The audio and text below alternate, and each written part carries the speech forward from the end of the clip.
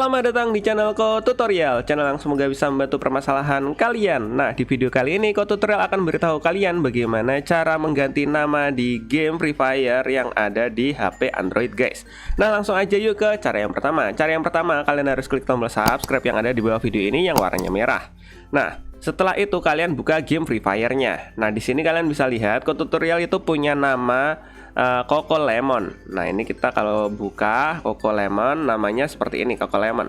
Nah, untuk mengganti namanya ini menjadi nama lain, kalian pilih di samping kanan sini ada tanda kotak kecil ini di samping Coco Lemon 789, kalian pilih. Nah, setelah itu akan muncul seperti ini, ganti nama. Nah, untuk ganti nama kalian pilih nama baru. Nah, kalian ketikkan nama barunya, misalnya kalian ingin menggantinya menjadi Coco Melon. Nah, setelah itu kalian pilih oke. Nah, di sini untuk mengganti nama kalian memerlukan 390 diamond. Jadi untuk ganti nama di sini tuh nggak gratis, guys. Usahakan kalian sudah punya diamond untuk mengganti nama tersebut, guys.